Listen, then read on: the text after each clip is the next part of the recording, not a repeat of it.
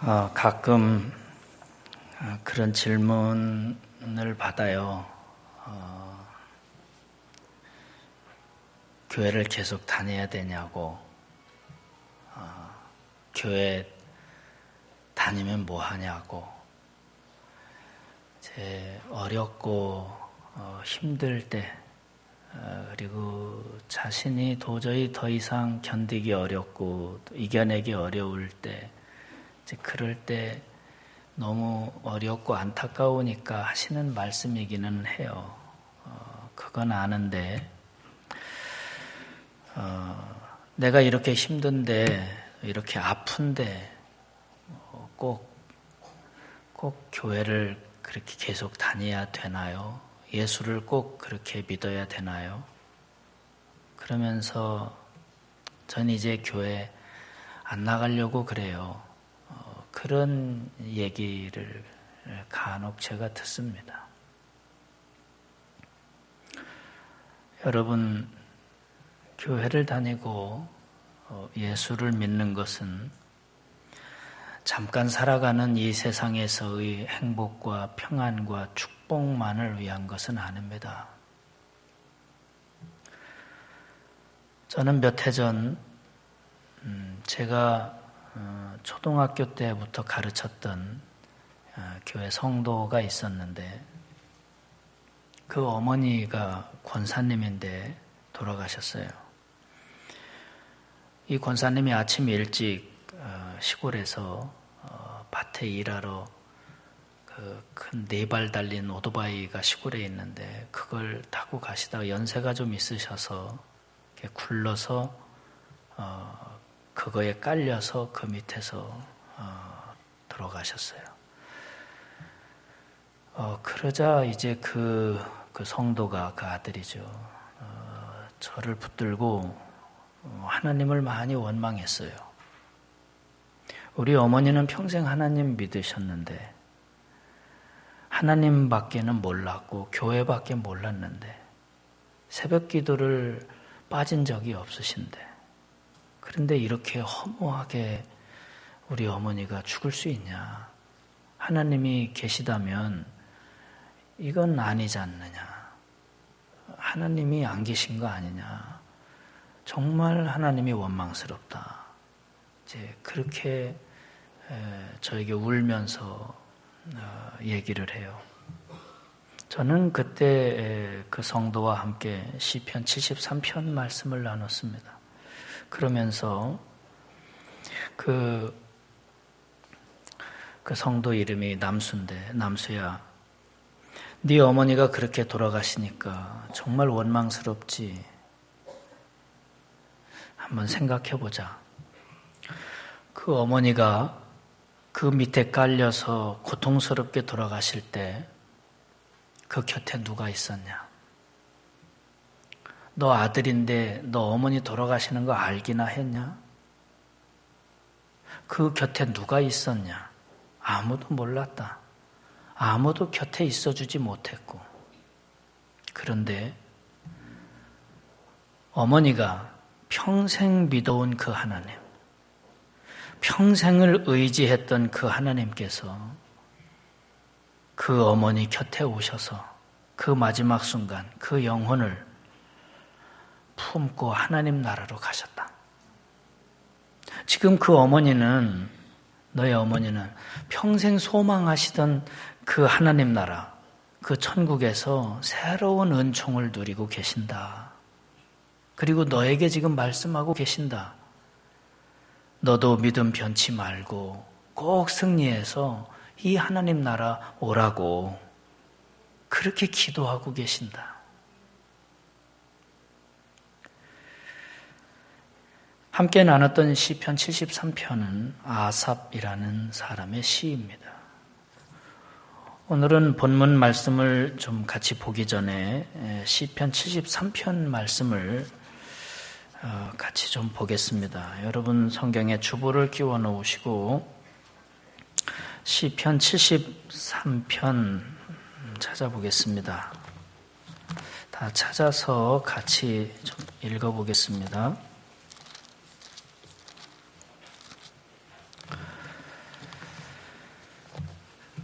1절에서 3절 같이 봅니다. 하나님이 참으로 이스라엘 중 마음이 정결한 자에게 선을 행하시나 나는 거의 넘어질 뻔하였고 나의 걸음이 미끄러질 뻔하였으니 이는 내가 악인의 형통함을 보고 오만한 자를 질투하였음이로다. 아삽이라는 분은 세상을 살면서 하나님을 믿는데 악한 사람들이 잘 되는 것을 보고 낙심하고 있는 거예요. 그래서 그러죠. 나는 지금 넘어질 뻔했고 미끄러질 뻔했다. 악하게 사는 사람들이 잘 되고 형통하는 걸 보면서 내가 하나님 믿어야 무슨 소용이 있어. 하나님 믿고 교회 다녀봐야 아무 소용없다. 내가 이렇게 믿어봐야 저 악인들은 하나님 믿는 것도 없고 저렇게 악하게 사는데 자기 하고 싶은 대로 다 하는데도 저렇게 잘 되고 형통한 걸 봐라. 그러면서 이 아삽은 지금 미끄러질 뻔했다. 자기가 넘어진다는 거죠. 또 4절 보세요. 그들은 죽을 때에도 고통도 없어요. 그 힘이 강건해요. 사람들이 당하는 고난이 그들에게는 없고 사람들이 당하는 재앙도 그들에게는 없어요. 그러므로 교만이 그들의 목걸이, 교만해요. 강포가 그들의 옷이고 살찜으로 그들의 눈이 솟아나고 얼굴은 살이 쪘다는 거죠. 그들의 소득은 마음의 소원보다도 더 많으며 그들은 욕하고 악하게 말하고 높은 데서 거만하게 말하고 그들의 입은 하늘에 두고 그러니까 하늘을 비방하고 그들의 혀는 땅에 두루다닌다. 악한 사람들이 이 세상에 있지 않습니까? 악하게 살아요. 죄 짓고 맘대로. 그런데도 오히려 돈도 더 잘 벌어요. 눈이 이렇게 살이 뒤룩뒤룩 쪘다는 겁니다. 얼굴엔 기름기가 흐르고 고통도 없어요. 우리 믿는 사람들은 아프기도 잘하고 그런데 이 사람들은 아프지도 않는 것 같아요. 재앙도 없는 것 같고 이 아삽이 보니까 너무 이게 잘못된 거 아니냐. 그러니까 우리가 하나님 믿어야 꼭 뭐 하나 믿을 필요가 뭐 있나. 그런 모습을 보면서 10절엔 놀라운 말씀이 나와요. 그러므로 그의 백성이 이리로 돌아와서 잔에 가득한 물을 마시며 말하기를 하나님이 어찌알랴 지존자에게 지식이 있으랴. 그러니까 하나님이 뭘 알아. 하나님 믿어야 무슨 소용이 있어. 그러면서 하나님 믿는 사람들이 그런 모습을 보고 실족해서 배교했다는 거예요. 하나님 떠나고 하나님 버리고 배교했다. 그런 말입니다. 우리들이 이렇게 세상을 보면 이런 회의감에 빠질 때 있죠. 특히 이제 어려움이 오고 힘들 때는 더 이런 마음이 생기기도 하죠. 그냥 대충 믿어오면 되는 거 아니야. 꼭 이렇게까지 내가 하나님 믿어야 돼. 하나님 모르고 있는 거 아니야? 이거 다 내 형편도 모르고. 그렇죠. 힘들죠, 사실. 우리들 인생이. 그러면서 믿음이 미끄러질 뻔하고 넘어질 뻔하고 이 아삽이 그러는데 자 보십시오. 그러다가 17절 읽어보겠습니다. 17절 하나님의 성소에 들어갈 때에야 그들의 종말을 내가 깨달았나이다.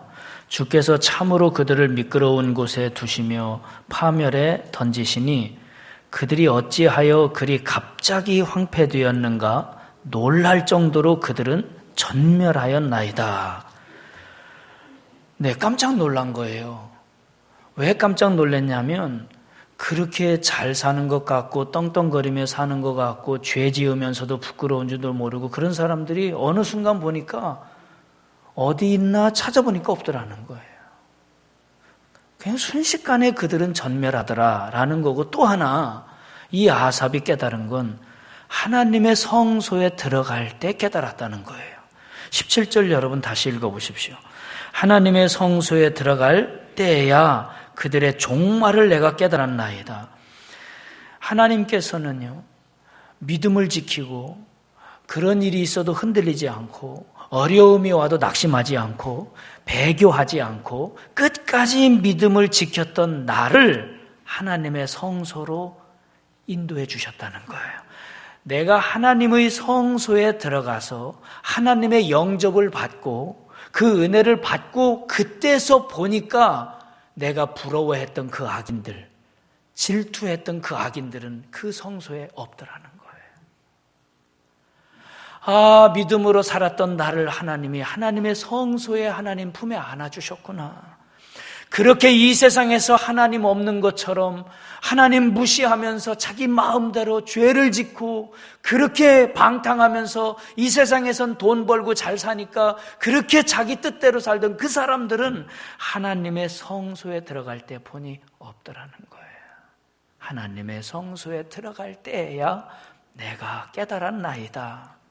하나님의 성소는, 하나님 나라는, 천국은 믿음으로 살았던 사람들을 위해 예비된 영광의 처소인 것입니다. 그것이 하나님 나라예요. 22절 같이 봅니다. 내가 이같이 우매무지함으로 주 앞에 짐승이오나 내가 항상 주와 함께하니 주께서 내 오른손을 붙드셨나이다. 하나님, 내가 이런 하나님의 뜻도 이런 하나님 나라의 은총도 모르고 나는 우매무지한 짐승같이 살았습니다. 하나님, 내가 하나님을 몰랐습니다. 하나님의 이 은총을 잊어버렸습니다. 깨닫지 못했습니다. 하나님, 내가 우매무지하여 미련하게 살아갈 때에도 하나님은 내 손을 붙들고 놓치지 않으셨습니다. 감사합니다 하며 고백하는 거예요. 26절 읽겠습니다. 내 육체와 마음은 쇠약하나 하나님은 내 마음의 반석이시요 영원한 분깃이시라. 아멘.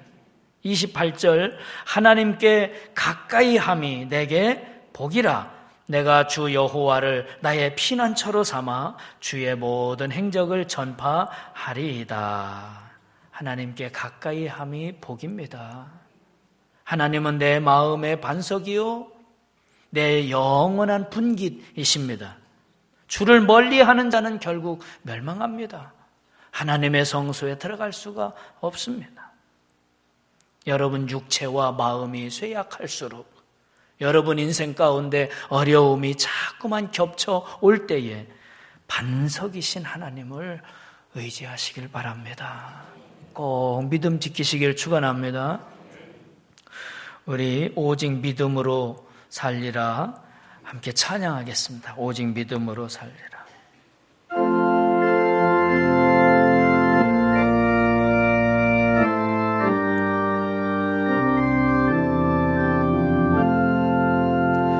세상 흔들리고 사람들은 변하여도 나는 주를 섬기리. 주님의 사랑은 영원히 변하지 않네. 나는 주를 신뢰해. 오직 믿음으로 내가 살리라. 오직 믿음으로 내가 살리라. 믿음 흔들리고 사람들 주를 떠나도 나는 주를 섬기리. 주님의 나라는 영원히 쇠하지 않네. 나는 주를 신뢰해. 오직 믿음으로 내가 살리라. 오직 믿음으로 내가 살리라. 아멘. 자, 이제 이 말씀을 붙들고 누가복음으로 가보겠습니다. 자, 오늘 본문 누가복음 7장 18절 19절 읽어보겠습니다. 요한의 제자들이 이 모든 일을 그에게 알리니 요한이 그 제자 중 둘을 불러 주께 보내어 이르되 오실 그이가 당신이오니이까 우리가 다른 일을 기다리오리이까 하라 하매. 여기 요한은 세례 요한입니다. 세례 요한이 자기 제자들을 예수님에게 보내는 겁니다. 가서 질문하라는 거예요. 오실 그이가 당신이오니이까? 아니면 우리가 다른 일을 기다려야 합니까? 이거 오실 그이라는 말은 메시아거든요. 구세주. 구세주가 당신이 맞습니까? 우리를 구원하러 오신 분이 당신 맞습니까? 당신이 하늘로부터 우리를 구원하러 오신 분입니까? 우리가 당신 믿으면, 끝까지 붙잡으면 우리가 천국 가는 겁니까?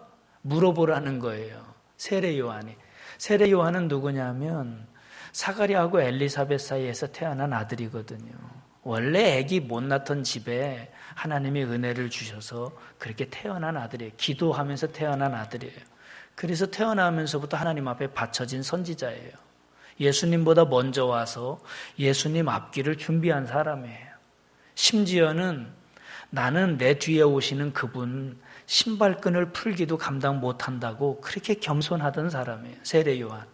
그렇게 의롭게 믿음으로 예수님 전하며 그렇게 살았던 사람인데 예수님도 이 세례 요한을 많이 칭찬했습니다. 얼마나 칭찬했냐면 여자가 낳은 자 중에 이 세례 요한만큼 큰 자가 없다. 그럴 정도로 들에 나가봐라. 갈대가 바람에 흔들리지? 그런데 세례 요한은 어떤 바람이 불어도 흔들리지 않는 사람이다. 왕궁에 가봐라. 거기 호화로운 옷 입은 사람들 많지? 세례 요한은 사치하거나 탐욕이 없는 사람이다. 그렇게 칭찬한 사람이 세례 요한이에요. 근데 이 세례 요한이 복음 사역을 하다가 그때 그 지역의 왕, 분봉왕이 헤롯 왕이었는데 이 헤롯 왕이 동생의 부인을 뺏어요. 그리고 동생은 내쫓아요. 그래 세례 요한이 의로우니까 그걸 지적한 거예요. 왕이시여 그러면 어떻게 합니까? 그건 죄입니다. 불의한 짓입니다. 그래서 감옥에 들어간 거예요. 핍박받는 거죠. 감옥에 들어간 시간이 오래 갑니다. 수감된 생활이 오래되고요. 그러면서 이 세례 요한 마음속에 예수님에 대한 의구심이 생기기 시작을 하는 거예요. 이분이 정말 메시아인가? 그렇다면 왜 나를 건져주지 않을까? 내가 예수님만을 위해서 살아왔는데 그냥 이 감옥에서 죽을 날만을 기다려야 되는가? 이런 의구심이 생기니까 자기 제자들을 보낸 겁니다. 예수님한테. 보내서 물어보라는 거예요. 당신이 정말 메시아냐? 당신이 정말 메시아라면 내가 그걸 믿고 여기서 순교할 수 있다. 이제 그걸 확증하려고 보내는 겁니다. 여러분, 우리들이 어려움 당하고 고난이 오면 그런 기도도 하고 그런 마음도 있잖아요. 하나님 살아계시면 좀 보여주세요. 하나님이 나타나서 나 좀 어떻게 해주세요. 분명하게 좀 뭘 좀 가르쳐 주세요. 응답 좀 해주세요. 소리라도 좀 들려주세요. 우리 마음에. 이게 세례 요한도 그런 마음이에요. 그렇게 믿음이 좋고 예수님께 칭찬받은 사람이었음에도 이런 수감 생활을 하고 어려움이 지속되면 이제 그런 마음이 생기는 겁니다. 확증하고 싶은 마음이죠. 그래서 제자들이, 세례 요한이 보낸 제자들이 예수님에게 와서 물어보는 겁니다. 세례 요한께서 보냈습니다. 오실 그이가, 우리가 기다리던 메시아가 당신이냐고 그렇게 물어보라고, 그래서 우리가 왔습니다. 그랬더니 예수님이 대답을 하세요. 자, 7장 몇 절이냐면 21절 읽어보겠습니다. 21절. 마침 그때에 예수께서 질병과 고통과 및 악귀 들린 자를 많이 고치시며 또 많은 맹인을 보게 하신지라. 예수께서 대답하여 이르시되 너희가 가서 보고 들은 것을 요한에게 알리되 맹인이 보며 못 걷는 사람이 걸으며 나병 환자가 깨끗함을 받으며 귀먹은 사람이 들으며 죽은 자가 살아나며 가난한 자에게 복음이 전파된다 하라. 제자들이 와서 예수님에게 그 질문을 할 때 예수님이 무슨 일을 하고 있었냐면 그때 예수님이 많은 병자들을 고치고 있었어요. 그러면서 그 세례 요한이 보낸 제자들한테 그럽니다. 너희들이 지금 여기 와서 내가 하는 이걸 그냥 본대로 가서 세례 요한에게 알려줘라. 근데 예수님이 하신 일이 뭐냐면 맹인을 보게 하고 못 걷는 사람을 걷게 하고 나병 환자를 고쳐주고 귀 먹은 사람 듣게 하고 죽은 사람 살려주고 가난한 사람을 복되게 해주셨다.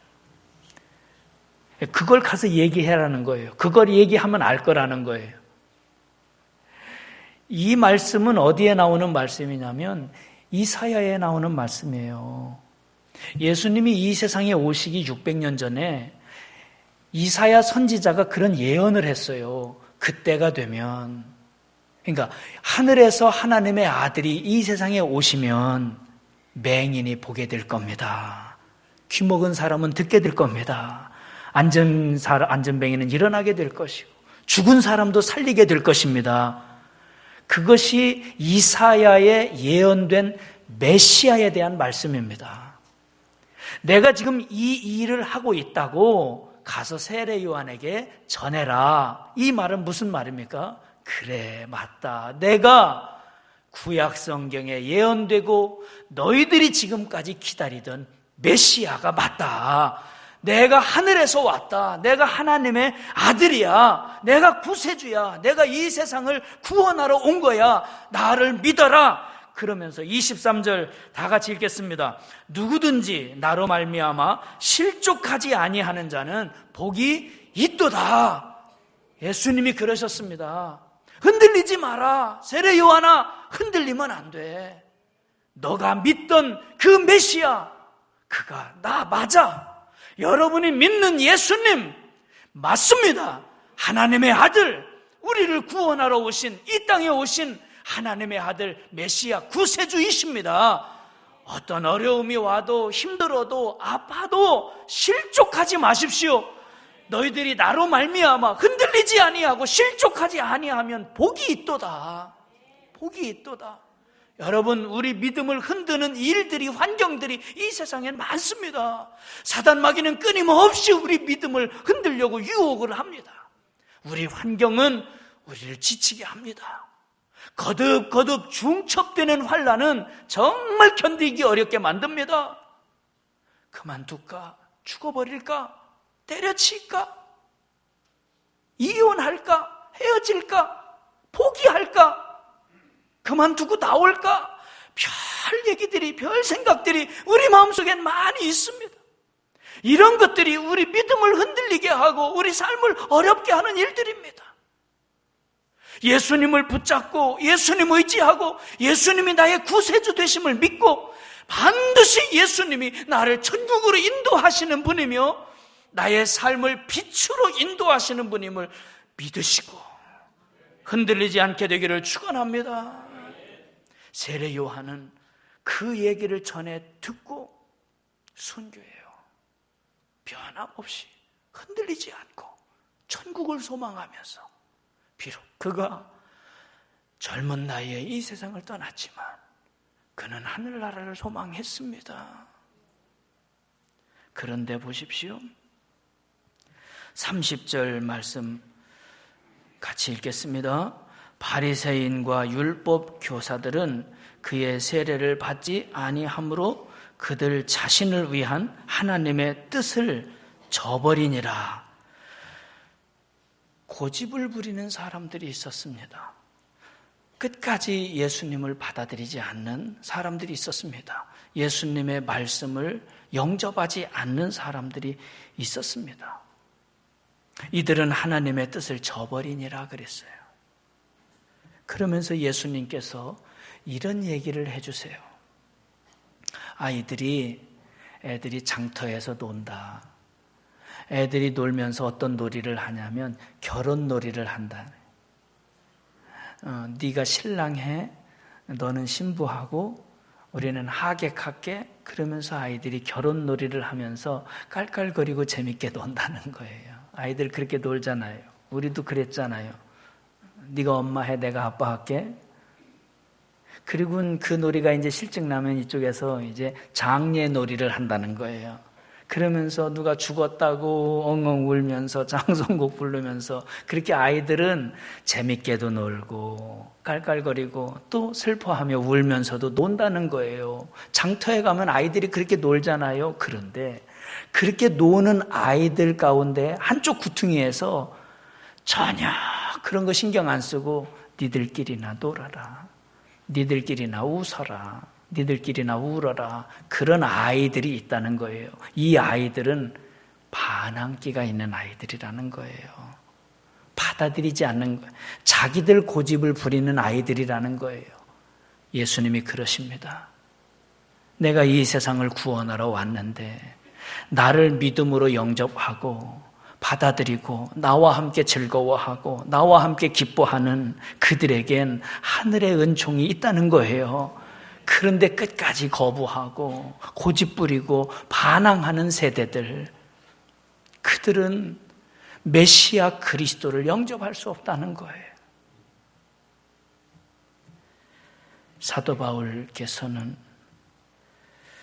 오늘 이 세대를 반항의 세대라 그랬어요. 디모데후서의 마지막 때가 되면 사람들이 자기를 사랑하며 돈을 사랑하며 자랑하며 교만하며 비방하며 부모를 거역하며 감사하지 아니하며 거룩하지 아니하며 무정하고 원통함을 풀지 아니하며 모함하며 싸나우며 선한 것을 좋아하지 아니하고 배신하며 쾌락을 사랑하기를 하나님 사랑하는 것보다 더하며 경건의 모양은 있으나 경건의 능력은 부인하니 이 같은 자들에게서 네가 돌아서라. 예수님께서 이 말씀을 하시고 35절 결론을 내리셨습니다. 같이 봅니다. 지혜는 자기의 모든 자녀로 인하여 옳다함을 얻느니라. 예수님께서 이 말씀을 다 하신 뒤에 지혜로 하라 그러셨습니다. 지혜로 하라. 여러분, 오늘 이 예수님의 말씀을 우리가 듣고 또 우리가 시편 73편의 말씀도 같이 묵상하고 오늘 지금 우리가 가져야 될 지혜는 무엇일까요? 내가 어떻게 하는 것이 지혜로운 것일까? 기도하겠습니다.